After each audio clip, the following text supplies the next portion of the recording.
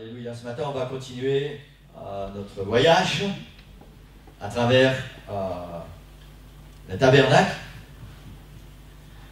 Et avant d'aller dans ce voyage au tabernacle, on va faire un rapide récapitulatif de tout ce qu'on a déjà vu. Quand on aura fini toute cette série, vous allez être des super pros du tabernacle. Vous allez connaître le tabernacle par cœur.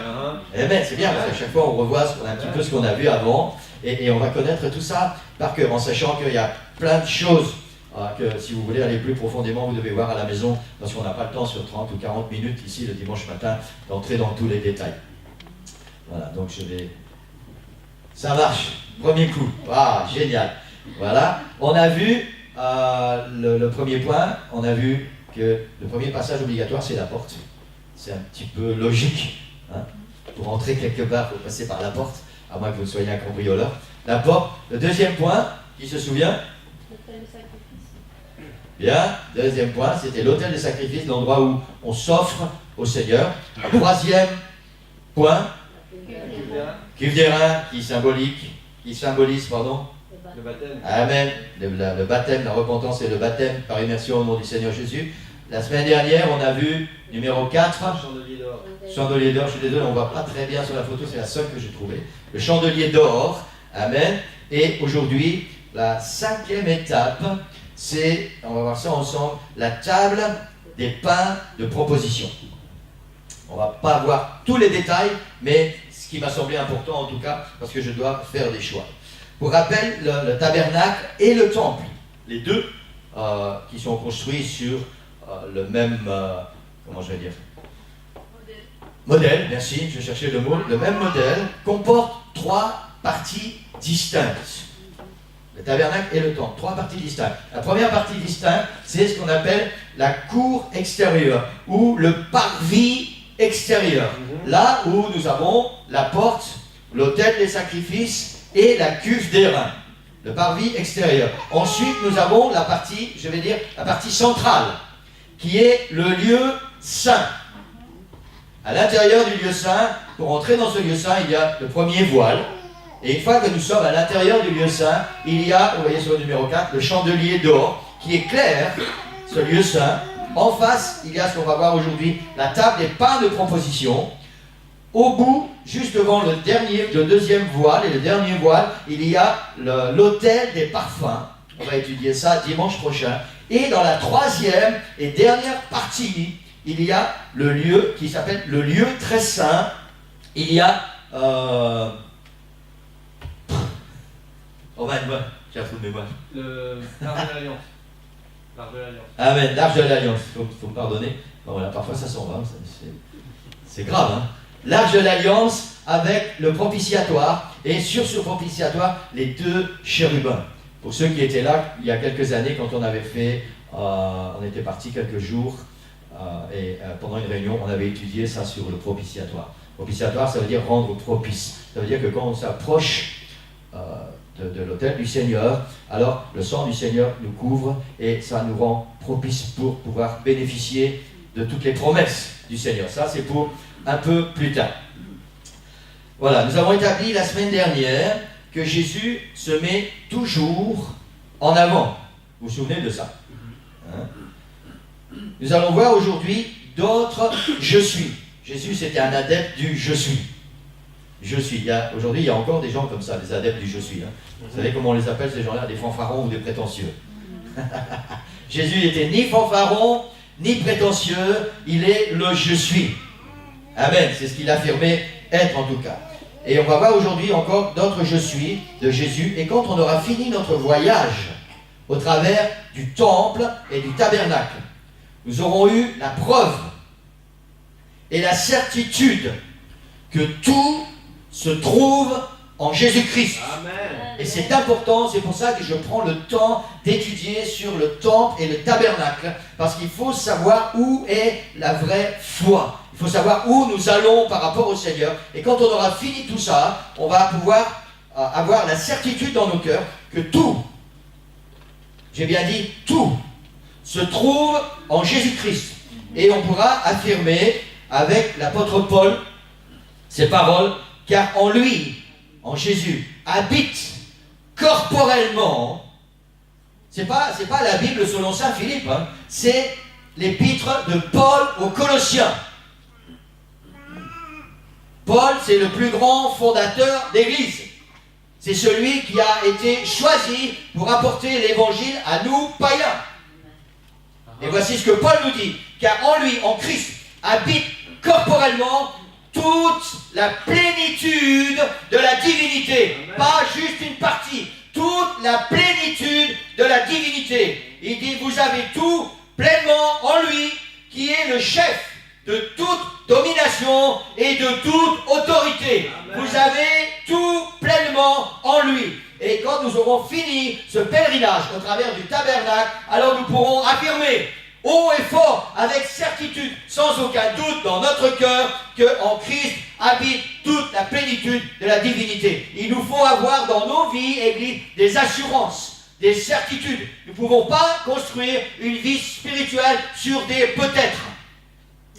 Le Seigneur n'est pas un Dieu des peut-être. Amen. La Bible dit que Dieu est le Dieu de oui ou non. Il est le Dieu du blanc ou du noir. Il n'est pas le Dieu des peut-être. Et on ne peut pas, dans notre vie spirituelle, croire que peut-être c'est ça ou peut-être c'est ça. Le Seigneur veut qu'il y ait dans nos cœurs des assurances, des certitudes, que nos cœurs et notre foi soient fondés. La Bible dit qu'on doit être inébranlable. Inébranlable. Amen. Et c'est très, très important de pouvoir vraiment nous souvenir de ça, que nous avons tout pleinement en Jésus. Amen. Amen. Est-ce qu'on peut acclamer le Seigneur ce matin? Amen. Alléluia. Alléluia. Alléluia. On va étudier maintenant sur la table des pains de proposition.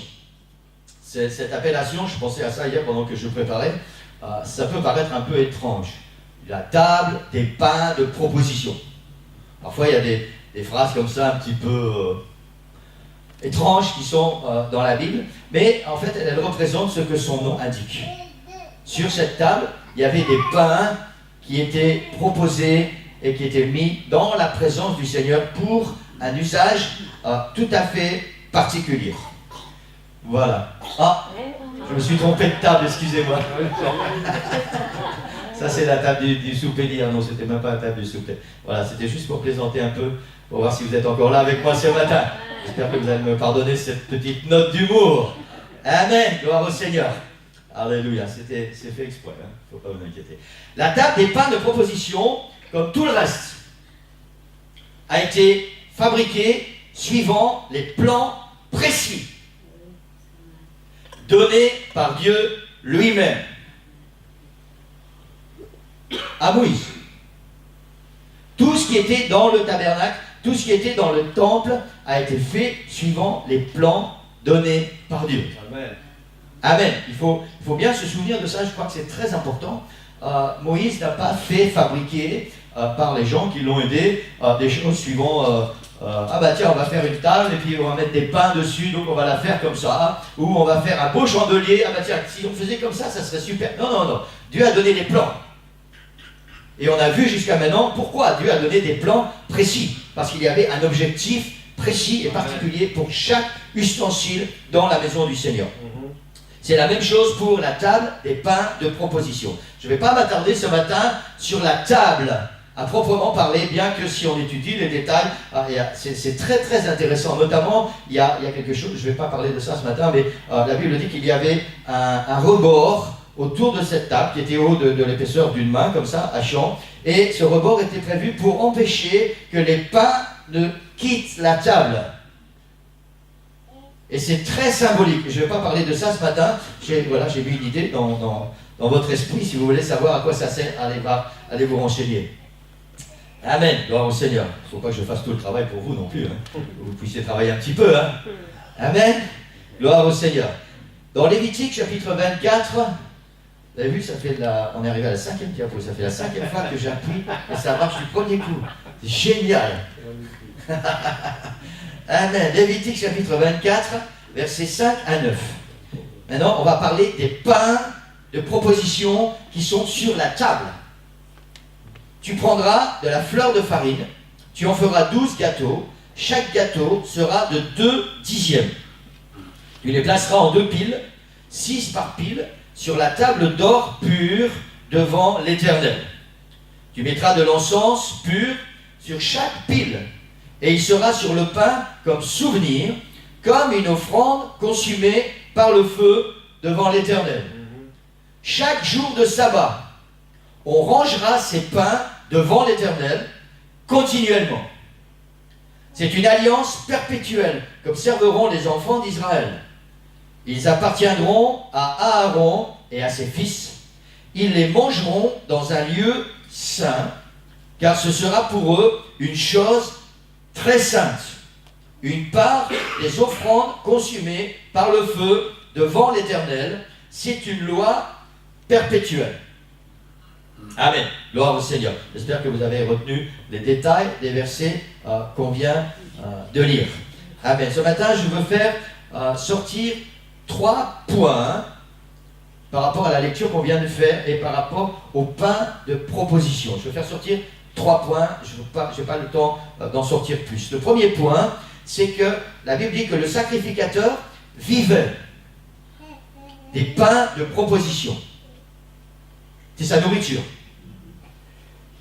Le deuxième point, les pains étaient continuellement renouvelés. Chaque semaine, chaque sabbat, les pains étaient renouvelés. Et le troisième point, qui est un point aussi très important, on aspergeait d'encens pur les pains. Et on va voir tout à l'heure que ce n'était pas très réjouissant. Il faut savoir qu'à cette époque, la façon de se nourrir était tout à fait différente de maintenant. On a vu juste avant la table des pains de proposition, là, ces petits hamburgers avec ces frites, cette salade. Hein, ça, c'est ce qu'on appelle les fast-food maintenant, restauration rapide. Mais à cette époque, la façon de se nourrir était très différente de maintenant. La nourriture quotidienne était quasiment toujours du pain et de l'eau. Du pain et de l'eau. C'est pas pour rien que dans le tabernacle, il y a cette table avec des pains dessus. La Bible fait souvent référence au pain et à de l'eau. J'ai noté quelques exemples ce matin, mais je ne vais pas m'attarder là-dessus. C'est juste pour qu'on puisse arriver à comprendre et qu'on retienne certaines choses. C'est la réponse de Dieu au péché d'Adam. La première fois où on entend le mot pain dans la Bible, c'est la réponse de Dieu au péché d'Adam. Dieu a dit, maintenant tu gagneras ton pain à la sueur de ton front. C'est ce qu'Abraham fait quand les anges le rencontrent.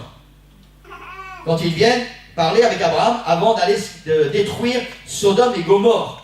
Abraham dit, j'irai prendre un morceau de pain pour fortifier votre cœur. C'est aussi ce que Abraham donne à Agar et à son fils quand il les chasse. Quand Rebecca dit, ce fils ne va pas hériter avec mon fils. Abraham les chasse et la Bible dit qu'Abraham se leva de bon matin, il prit du pain et une outre d'eau qu'il donna à Agar avant de les chasser.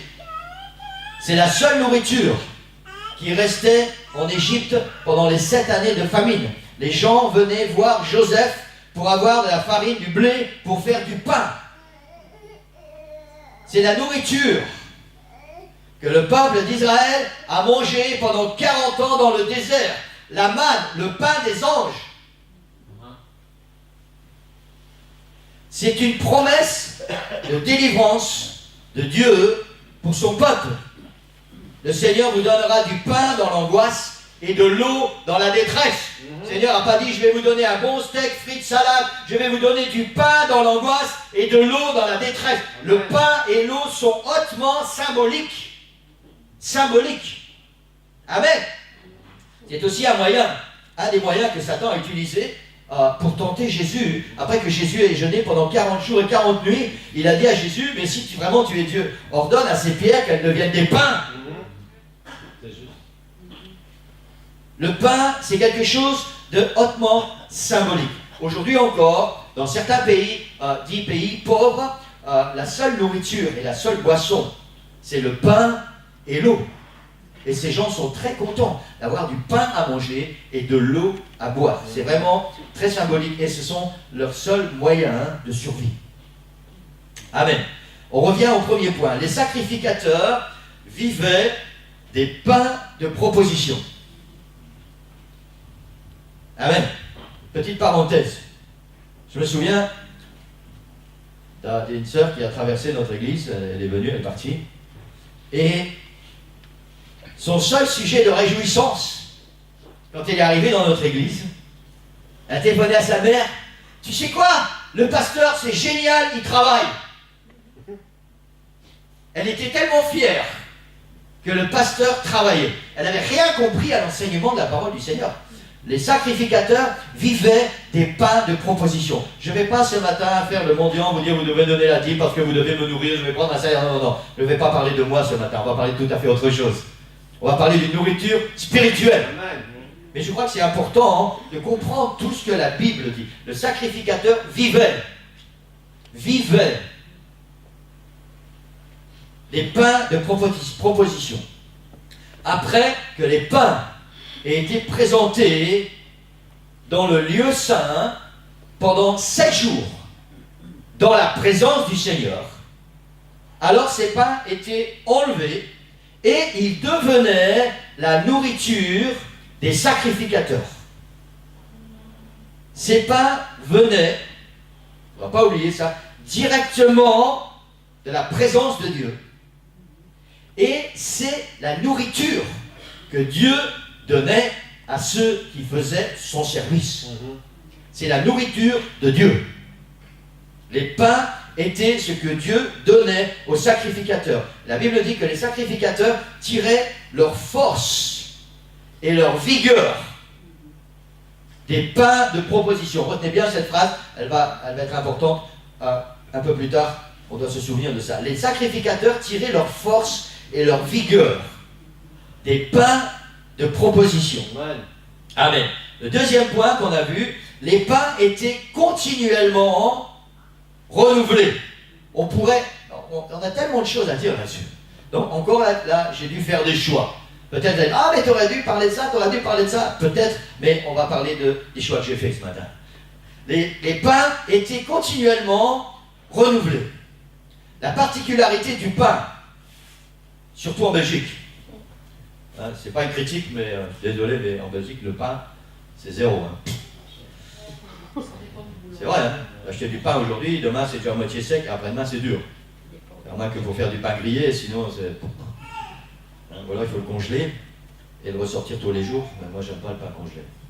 Donc, je suis difficile, hein. C'est normal, je viens du nord de la France, où on a... Voilà, il y a des bonnes choses en France, hein, des bonnes choses en Belgique, il y a plein de bonnes choses en Belgique. Merci Seigneur pour la Belgique, ça fait 30 ans qu'on est ici et j'apprécie ce pays et je suis heureux de vivre ici et je fais pour que tout mon cœur soit ici. Je vais donner toute ma vie pour ce pays. Mais je viens du nord de la France où, merci Seigneur, il y a du très bon pain. Amen. Des bonnes baguettes, un pain français comme disent les Belges, des bonnes baguettes.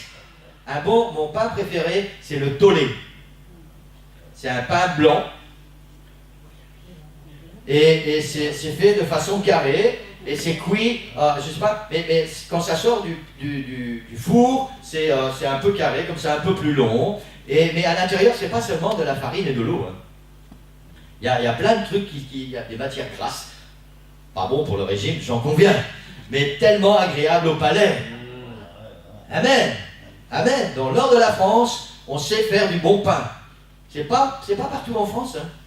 J'ai visité pas mal de coins en France et il y a des endroits où même la baguette, elle n'était pas bonne. On a acheté une bonne baguette le matin, elle était encore chaude, et le soir, quand on voulait la manger, ça commençait déjà à être dur. Les pains étaient continuellement renouvelés. La particularité du pain, on revient, est qu'après un certain temps, il se dessèche, il s'émiette, il devient dur et immangeable. Ça, c'est la particularité du pain. À plus ou moins rapide échéance, c'est ce qui se passe avec le pain. Ce qui est dans la présence du Seigneur doit rester frais. Et en même temps, le Seigneur ne va pas donner au sacrificateur une nourriture desséchée et qui rebute. C'est une des raisons pour lesquelles les pains étaient renouvelés régulièrement. Parce qu'après avoir été présenté dans la présence du Seigneur, il devenait la nourriture que Dieu donnait à ses serviteurs. Et Dieu ne va pas nous donner à manger quelque chose qui est sec, quelque chose qui est amer, quelque chose qui n'est pas bon. Amen. Amen. Amen. Troisième point, on va y revenir après. Troisième point, on aspergeait d'encens pur les pains. C'est là où c'est un petit peu plus délicat. Ça, c'est une autre particularité des pains de proposition. Ils étaient aspergés avec de l'encens pur. Je ne sais pas si vous avez déjà juste réfléchi un peu à ça, ou si ça vous a déjà frappé un peu quand vous avez lu. Aspergés avec de l'encens pur.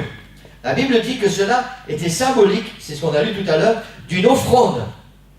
C'était dans la même catégorie qu'une offrande consumée par le feu devant l'Éternel.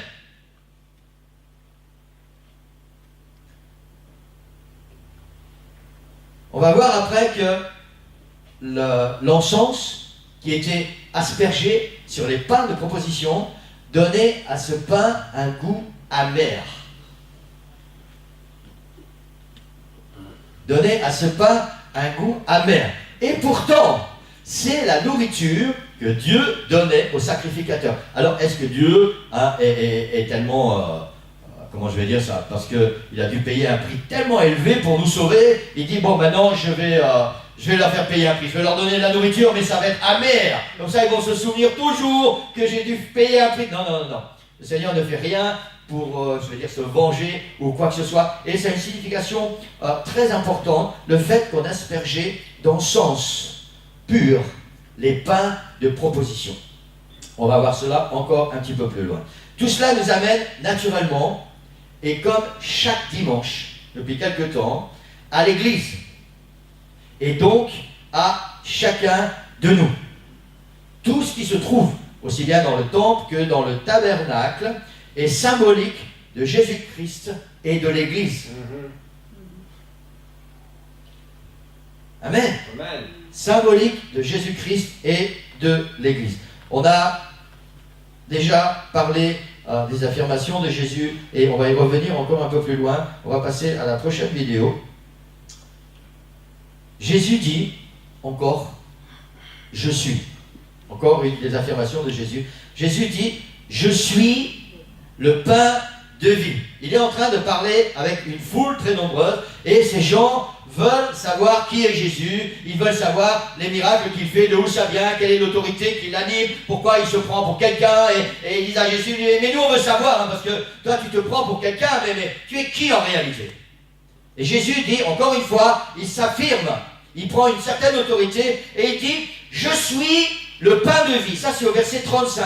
Si on lit le chapitre, on va voir que Jésus continue la conversation quelques minutes, et comme si ces gens n'avaient pas compris, il répète une deuxième fois, je suis le pain de vie. Amen. Amen. Parfois, on va voir maintenant dans le verset qui suit, parfois, quand Jésus parlait, il employait des mots choquants. Il employait des phrases choquantes. Parfois, les allocutions de Jésus paraissaient hors de sens. Certains même disaient à Jésus, mais t'es un démon pour parler comme ça.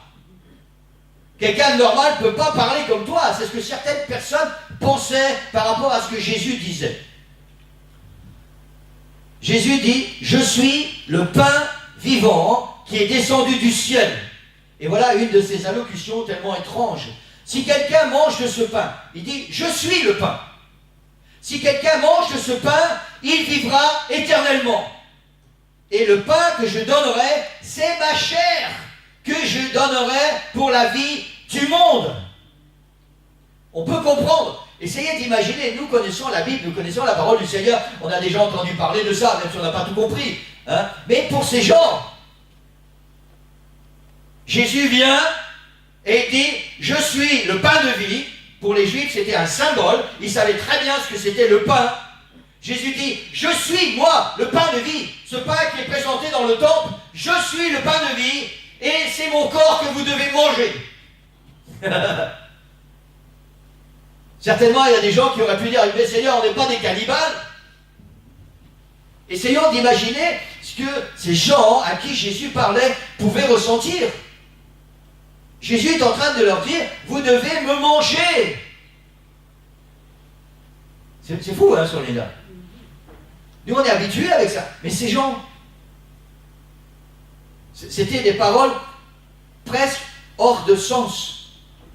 Et pourtant, plus tard, ceux qui ont cru au Seigneur et ceux qui ont marché avec le Seigneur et qui ont été remplis de l'Esprit du Seigneur ont compris ce que Jésus voulait dire quand il disait « Vous devez me manger ». Amen.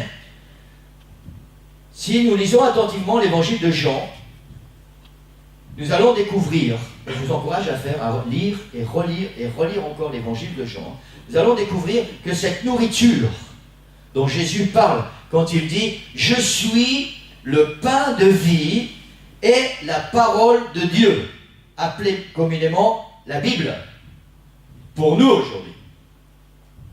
C'est ce que l'évangile de Jean nous enseigne. Quand Jésus dit « Je suis le pain de vie », il fait allusion à la parole, à la Bible. Jésus affirme qu'il est cette parole de vie. Dans Jean chapitre 1, verset 1, au commencement, vous savez, c'est comme dans Genèse chapitre 1, verset 1, au commencement. Au commencement était la parole. D'autres traductions utilisent le verbe. La parole était avec Dieu et la parole était Dieu. Et au verset 14, il est dit, la parole a été faite chair. Cette parole est devenue le pain de vie. Et c'est la confirmation des affirmations que Jésus emploie par rapport à lui quand il dit « Je suis le pain de vie ». Cela nous ramène à la table des pains de proposition. Donc on revient à nouveau à l'intérieur du tabernacle. Les sacrificateurs vivaient des pains de proposition.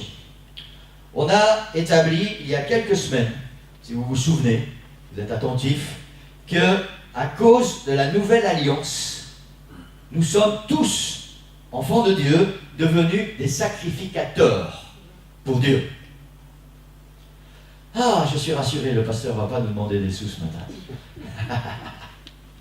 Nous sommes tous des sacrificateurs pour Dieu. Il n'y a pas de nom féminin. Sacrificateurs. Aussi bien les hommes que les femmes. À partir du moment où nous sommes engagés avec le Seigneur, nous avons donné notre vie au Seigneur et nous avons décidé de marcher avec lui, nous sommes devenus sacrificateurs pour le Seigneur. Amen. Et la Bible dit que les sacrificateurs vivaient des pains de proposition. Donc cette parole nous concerne ce matin, chacun de nous. Nous sommes devenus sacrificateurs et le Seigneur nous donne comme nourriture les pains qui sont sur la table, des pains de proposition. C'est la nourriture que Dieu donne à son peuple et que Dieu nous donne. La Bible dit que nous recevons force et croissance quand nous mangeons le pain de vie. Nous recevons force et croissance. L'un ne va pas sans l'autre. Force et croissance quand nous nous nourrissons du pain de vie. Amen. Quand nous mangeons. Les pains de proposition étaient la nourriture que Dieu donnait aux sacrificateurs. La Bible, la parole de Dieu, est notre pain de vie. Elle est notre nourriture. Et cette Bible affirme que nous recevons force et croissance quand nous nous nourrissons d'elle, de ce pain de vie qui est le nôtre. Alors je vais juste ouvrir une petite parenthèse. Manger ne veut pas dire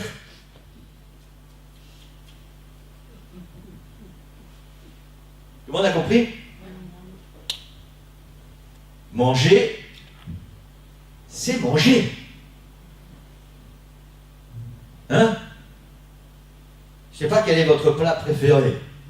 Moi, je suis un peu comme Rodrigo. J'aime très fort beaucoup les pitas. Et quand vous mettez une bonne assiette de pita devant moi, croyez-moi, je ne fais pas. Je mange!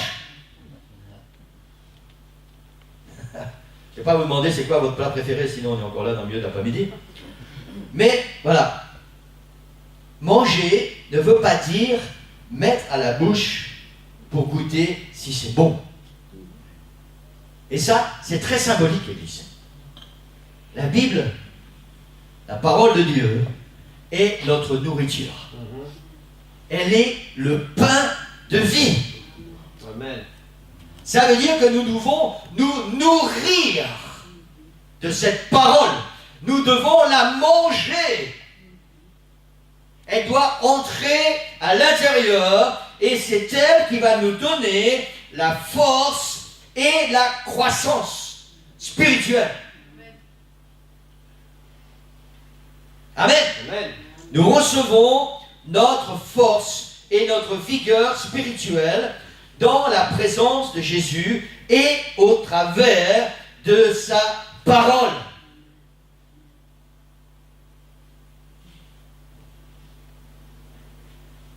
La Bible devrait être, pour chaque enfant de Dieu, la nourriture. J'ai dit, elle devrait être, parce que je sais très bien, sans avoir un esprit de critique, je sais très bien que ce n'est pas le cas pour tout le monde. La Bible devrait être, pour chaque enfant de Dieu, la nourriture qui lui donne la force et la croissance pour sa vie spirituelle. Amen.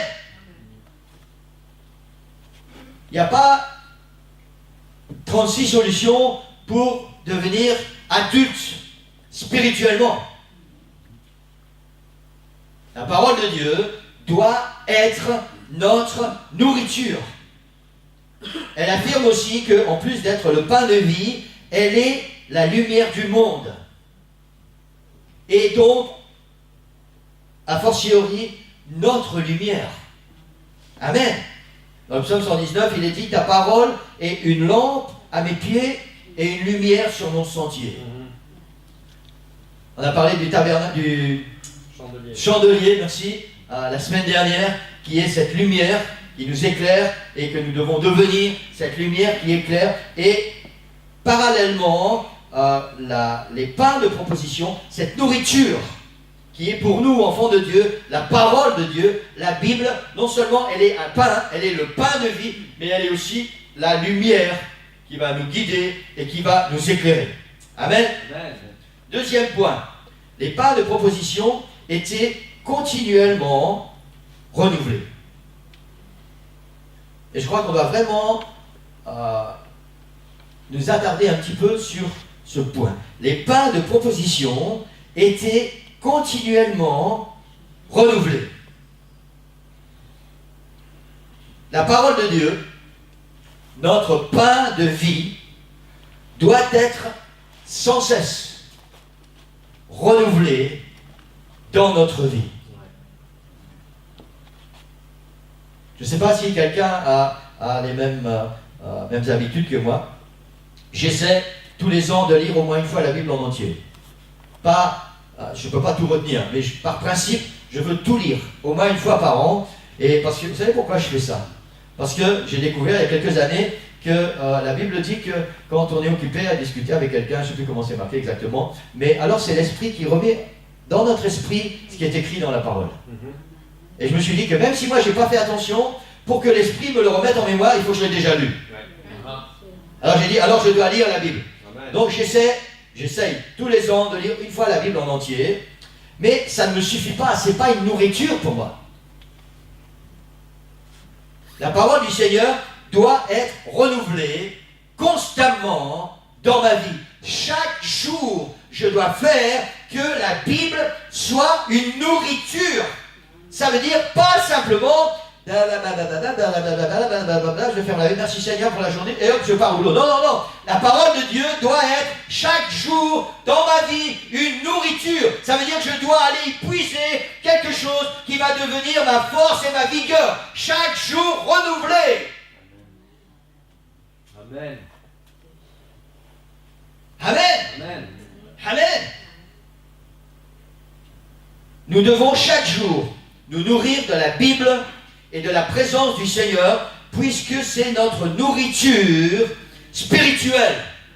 De la même façon que chaque jour, nous nous asseyons sur une chaise, à table et miam, miam, miam. On a besoin d'une nourriture journalière pour notre corps et nous avons besoin d'une nourriture spirituelle tous les jours pour notre âme. Amen. Gloire au Seigneur. C'est pour ça que cette table des pains de proposition est tellement importante. C'est pour ça que tout ce qui concerne ces pains de proposition, c'est tellement important, Église. Ces pains étaient renouvelés régulièrement. Nous ne pouvons pas vivre spirituellement sur les expériences d'hier ou les victoires d'hier. Chaque jour est un nouveau jour avec des nouveaux défis où il nous faut remporter des nouvelles victoires. Et ça, c'est seulement possible si chaque jour nous nous nourrissons de la parole du Seigneur. J'ai pas dit nous goûtons, j'ai dit nous nous nourrissons. Ce qui va donner notre force et notre vigueur spirituelle.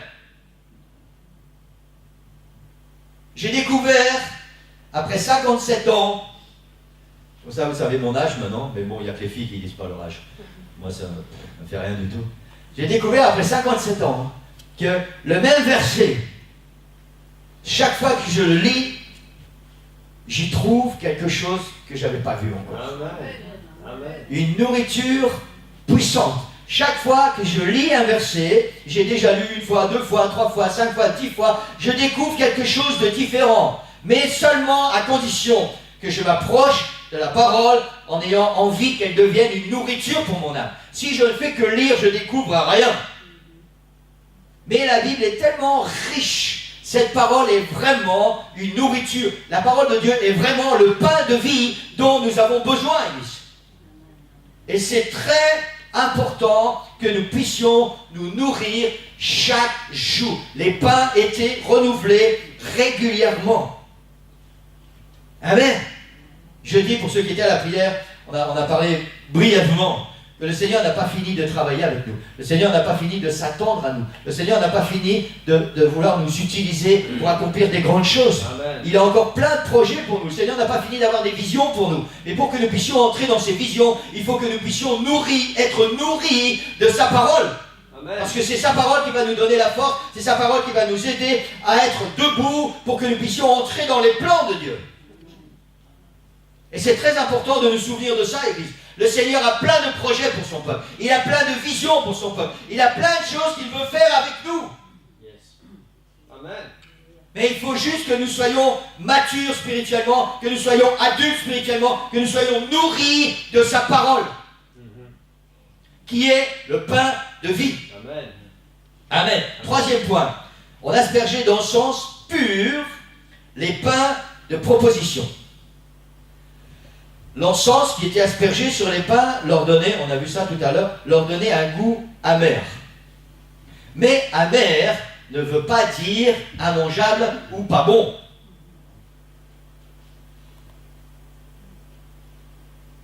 Ah, maintenant, vous savez, amer, c'est très relatif. Pour ceux qui aiment le Schweppes, normal. Vous ne trouvez pas ça vraiment amer, vous aimez ça. Moi, personnellement, je n'aime pas le Schweppes parce que je trouve amer. Schweppes agrumes, oui. Le goût des fruits est venu un petit peu contrarier cette amertume.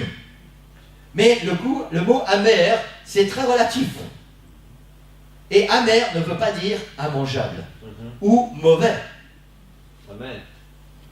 Les pains de proposition étaient aspergés avec de l'encens. J'ai noté cette phrase, pour l'homme naturel, pour l'homme charnel, la Bible peut sembler avoir un goût amer. Nous parlons ce matin de la parole de Dieu. Les pains de proposition, c'est la parole de Dieu, c'est la Bible. Pour l'homme charnel, la Bible peut sembler avoir un goût amer. Si nous ne sommes pas sous l'onction du Seigneur Jésus, qui est la parole de vie, le pain de vie, alors certains commandements de la Bible ou certains enseignements peuvent avoir pour nous un goût amer. C'est-à-dire difficile à accepter ou à mettre en pratique. on n'a pas envie de manger ce pain que Dieu nous donne.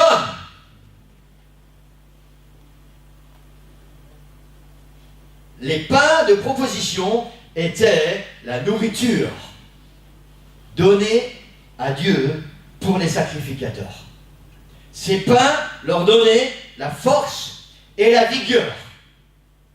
La parole de Dieu, la Bible, est notre nourriture pour nous sacrificateurs dans la nouvelle alliance. Et cette parole de Dieu est ce qui va nous donner la force et la vigueur, même si parfois la Bible nous semble un peu amère.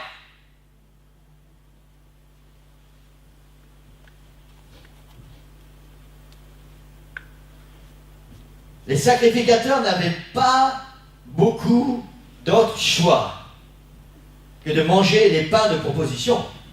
Ils vivaient de ça. S'ils ne mangeaient pas les pains, ils allaient mourir. Il n'y avait pas beaucoup d'alternatives à l'église. Essayez de ne pas manger. Et vous allez voir ce qui va se passer. Hein? Au début, les sœurs, vous allez être comme moi. Vous regardez le profil, vous allez dire, ah, je suis tellement content. Vous savez pourquoi? Parce que les sœurs, elles se trouvent toujours pas comme il faut. Il faut toujours qu'elles perdent 500 grammes ou 1 kilo quelque part. Hein, ça, c'est typique aux femmes. Et quand on commence à ne pas manger, au départ, on est content. Ah, vous savez, quand on fait au mois de janvier nos 21 jours de jeûne et prière, moi, ça me convient très bien dans le domaine spirituel et dans le domaine corporel.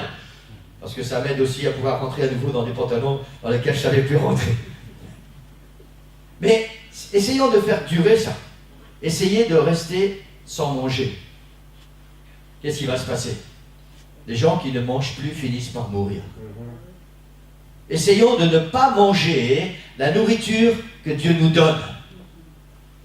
Et il va se passer exactement la même chose, l'Église. Nous allons mourir.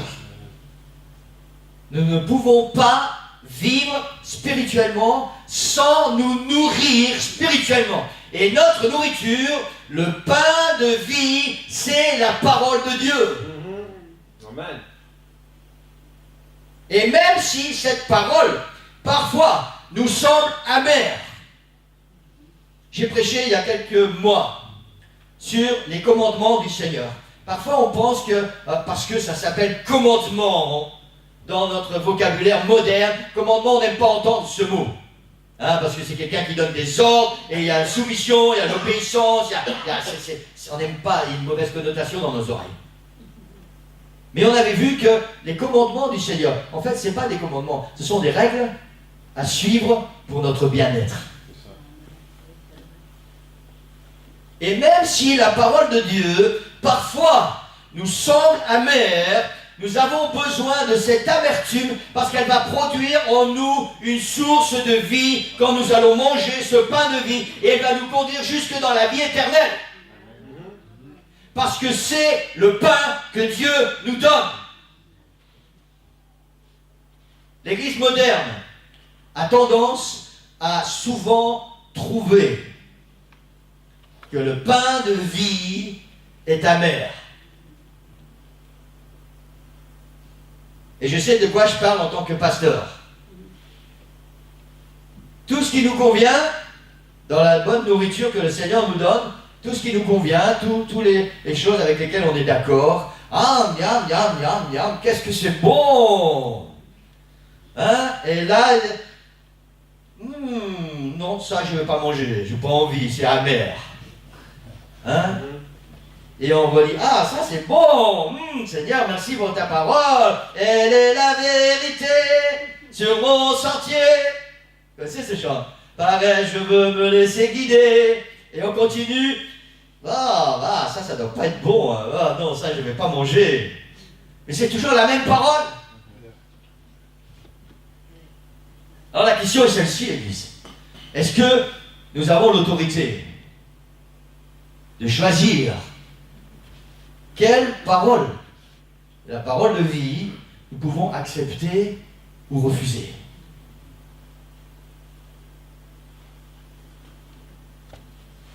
Est-ce que nous avons le pouvoir de faire ça sans risquer de mourir spirituellement.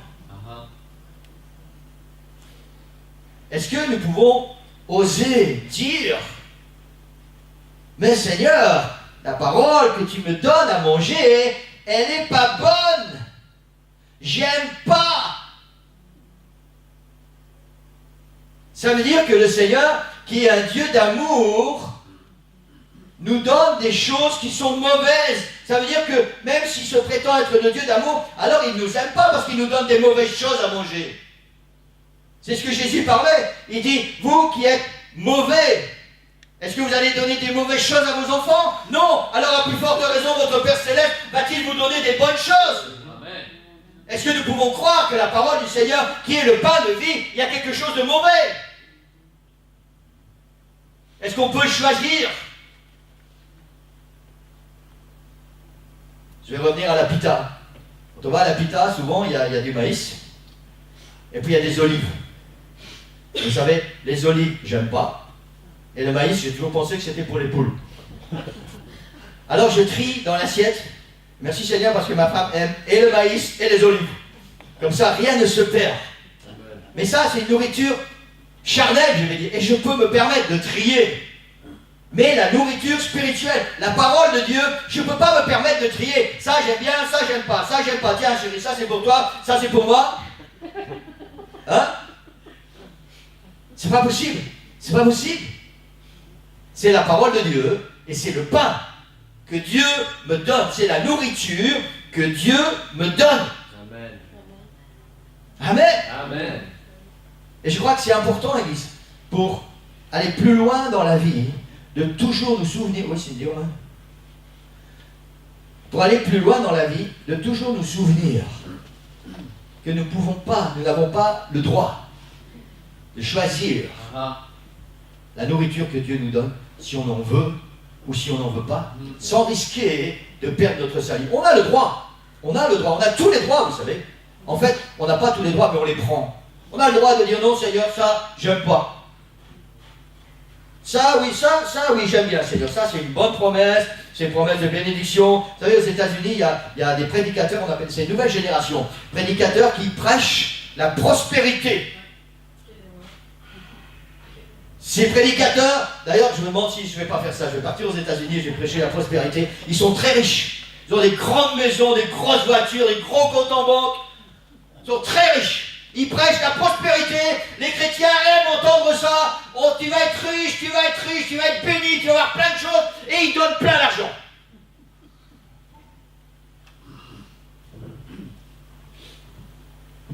Et c'est pas ce que la Bible enseigne. On ne peut pas choisir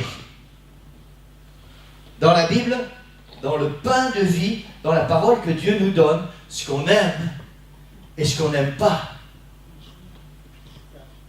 Amen. Amen. Ou on a choisi de suivre Jésus, de marcher avec lui, de nous nourrir de sa parole. Ou alors on a fait un autre choix. Et notre destinée va être tout à fait différente. Tout à fait différente. Le Seigneur nous appelle à nous nourrir de sa parole. Sa parole, c'est la Bible. Cette parole, il va nous donner la force et la vigueur. J'insiste là-dessus, Église. C'est ce qui était marqué tout à l'heure. C'est ce qui donnait aux sacrificateurs les pains de proposition. C'est ce qui leur donnait la force et la vigueur. Cette parole de Dieu va nous donner la force et la vigueur dont nous avons besoin pour notre vie spirituelle. Amen. Il est impossible. J'espère que je vais choquer personne ce matin. Et vous savez, le Seigneur, il disait des choses parfois choquantes, justement pour attirer l'attention et pour qu'on puisse réfléchir. Il est impossible d'être un véritable enfant de Dieu si notre nourriture n'est pas la parole de Dieu. Je vais répéter ça. Il est impossible d'être un vrai enfant de Dieu si notre nourriture n'est pas la parole de Dieu.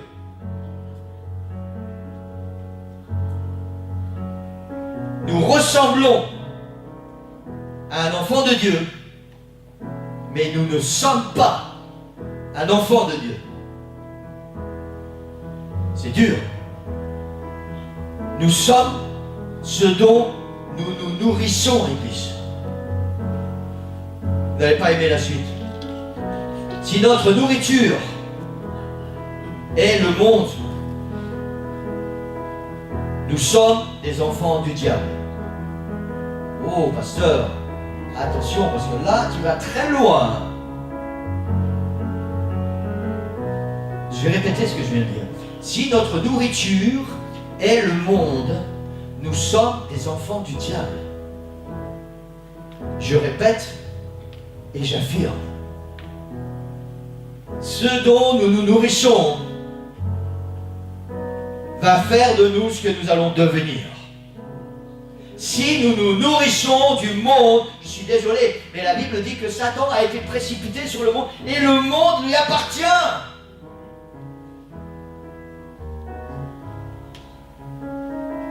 Si nous nous nourrissons du monde, nous sommes des enfants du diable. Ça, c'est un des pains amers qu'on n'a pas envie d'entendre. Et pourtant, c'est la parole de Dieu.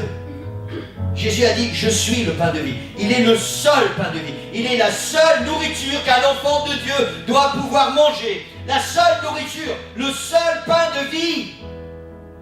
Le monde ne va rien nous apporter de bon. Il va nous apporter que des choses qui sont, trafiquées. On parle beaucoup d'OGM en ce moment. On parle aussi pour les cultures de pesticides, d'insecticides, des choses qui sont polluées et qui au final nous apportent le cancer.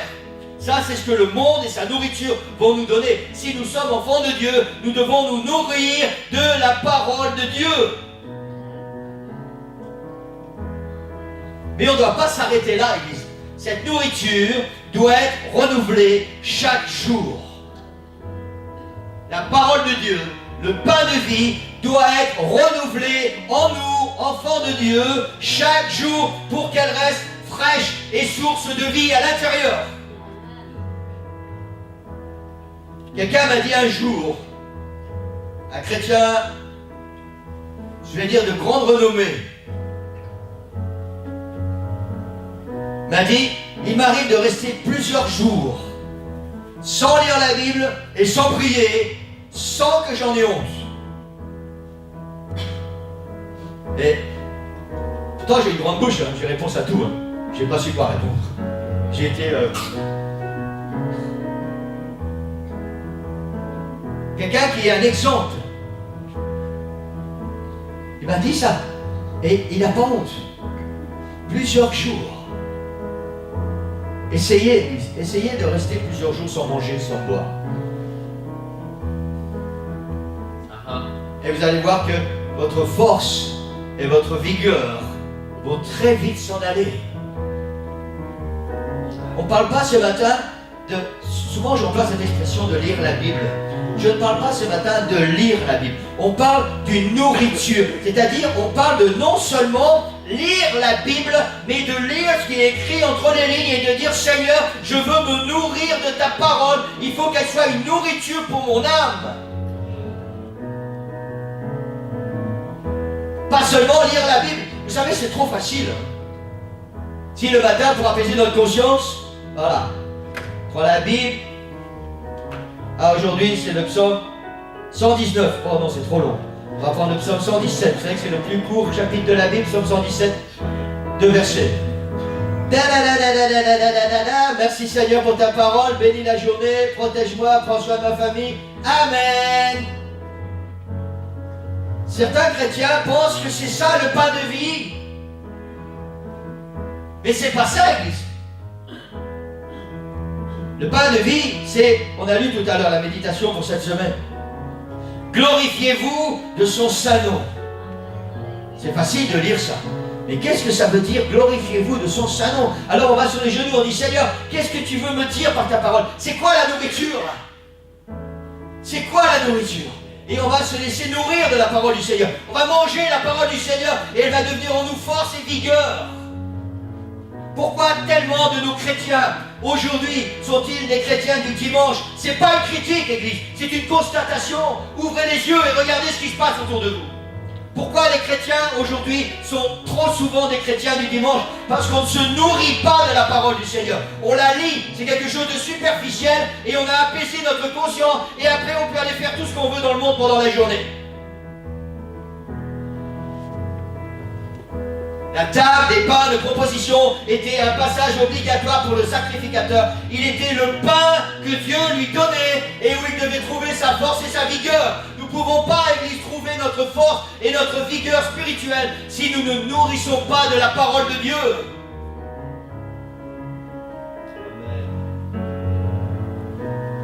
Amen. Amen. Vous savez, plus que jamais, je suis déterminé dans mon cœur. Je me pose beaucoup de questions ces derniers temps.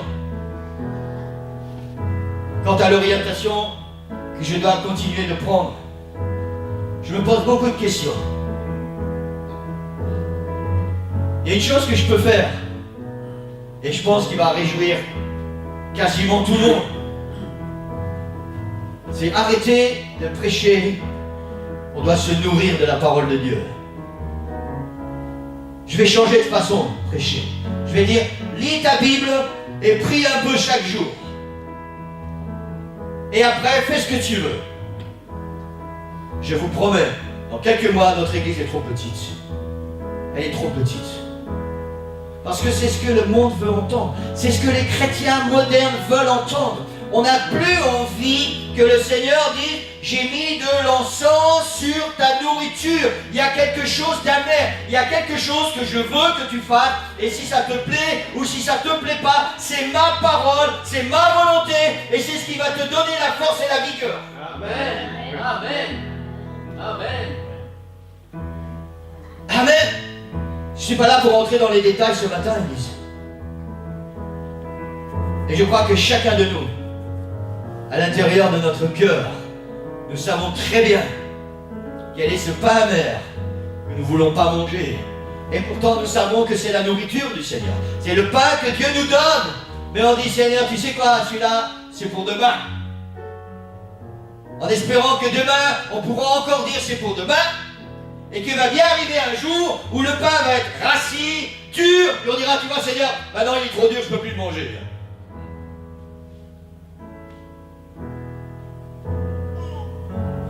Amen. S'il arrive que la Bible nous semble amère, nous devons quand même faire ce qu'elle nous dit, parce qu'elle est la parole de Dieu. Amen. La Bible nous semble amère en général quand ce que nous lisons n'est pas en accord avec ce que nous pensons ou ce que nous voulons. Alors, dans ces cas-là, la Bible nous semble amère. Tellement souvent j'entends des chrétiens dire oui mais. J'ai lu la Bible plusieurs fois entièrement, Église. Je sais pas, est-ce que quelqu'un a déjà lu la Bible plusieurs fois entièrement ici? Amen, merci Seigneur. Alors vous allez pouvoir confirmer. J'ai jamais lu, jamais sur l'Inal, où j'ai écrit que Dieu dit oui mais.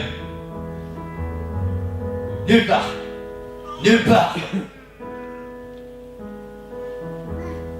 Voilà ce que je veux, voilà la nourriture que je te donne. Oui, mais nulle part c'est écrit, Église. Et ça, c'est le pain de vie. Hein. Ça, c'est le pain de vie. Le pain que Dieu nous donne, qui va devenir notre force et notre vigueur. Quand j'étais jeune, j'ai grandi sous l'influence spirituelle. Je ne veux pas parler des morts, mon père est décédé, et merci Seigneur, il est dans la présence du Seigneur. Mais j'ai grandi sous l'influence d'un père qui vivait dans sa vie spirituelle avec des oui mais. Il y a toujours quelque chose qui ne lui convenait pas. Toujours. Et il fallait que tout le monde comprenne comme lui avait compris. Tu te souviens, Jean-Luc? Il aimait le Seigneur avec tout son cœur. J'en ai jamais douté. Il a fait tout ce qu'il a pu pour essayer de nous guider le mieux possible dans les voies du Seigneur. Mais j'ai vécu sous cette influence du oui mais. Ça c'est amer, donc on met de côté. Et quand j'ai eu 17 ans, après avoir fait quelques bêtises et m'être éloigné du Seigneur, quand j'ai eu 17 ans et j'ai commencé tout doucement à me rapprocher du Seigneur, j'avais cette mentalité. Et aussi bien avec le pasteur qu'avec les responsables des jeunes, qu'avec les enseignants, j'avais toujours ces arguments. Oui, mais c'est amer, donc j'en veux pas. Ça me plaît pas. C'est pas ce que j'ai envie de croire. C'est pas ce que je pense. Alors c'est pas bon, je vais pas manger ça.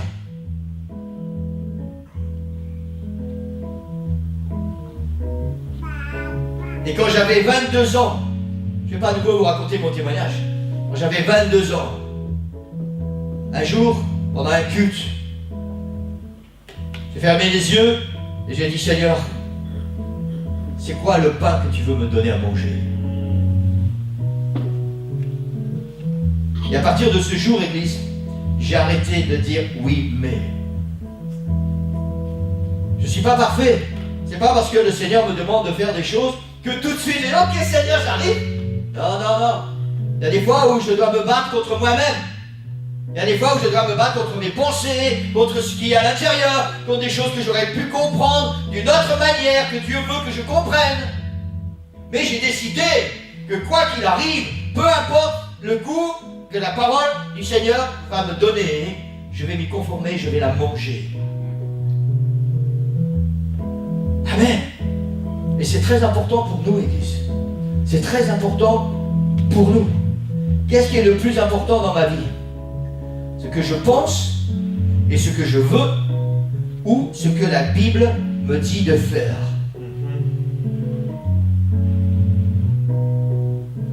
Qu'est-ce qui est le plus important dans ma vie?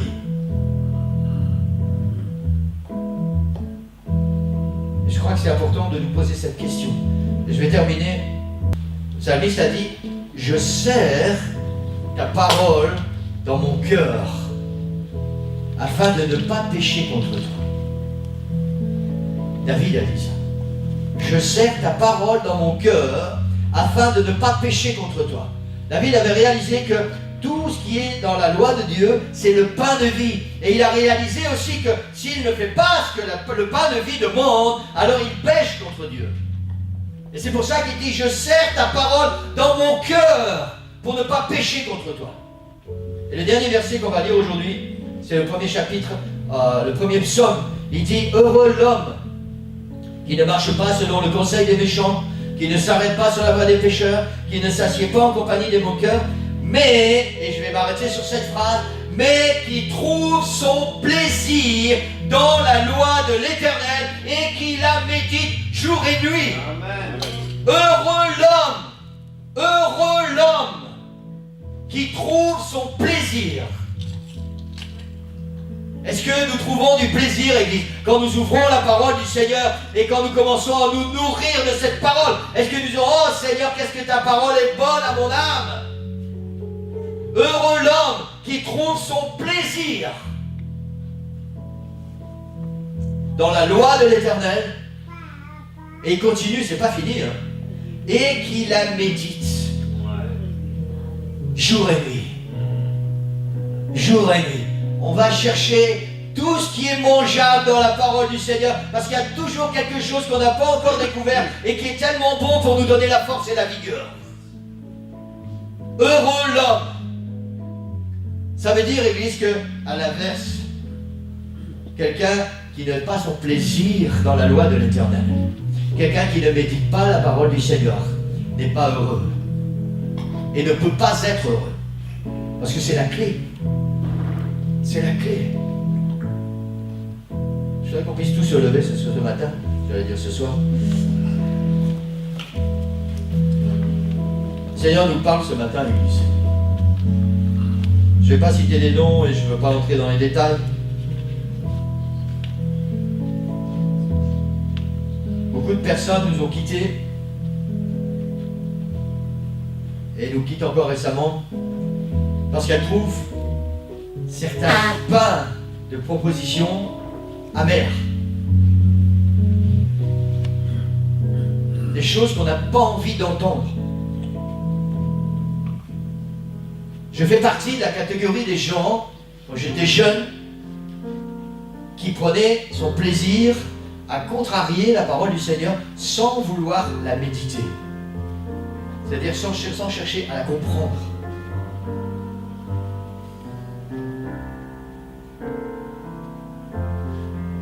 On ne peut pas obliger les gens. Même Dieu n'oblige personne. C'est un choix personnel. On choisit de se repentir. On choisit de demander pardon. On choisit de vouloir suivre le Seigneur. On choisit de s'engager par le baptême. On choisit de faire que la parole du Seigneur devienne notre nourriture. C'est nous qui choisissons. Le Seigneur ne va jamais nous obliger. Il nous donne ce pain, il met ce pain sur cette table. Et il dit, voilà la nourriture que je te donne. Après, tu en fais ce que tu veux. Libre à toi de manger ou pas manger.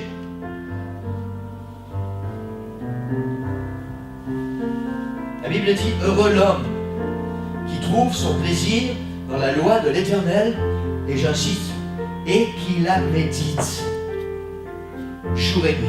Il est impossible, l'Église, impossible de comprendre les profondeurs et les richesses de la parole de Dieu, pain de vie, sans méditer. Méditer. Je ne sais pas si ça vous arrive d'avoir des insomnies.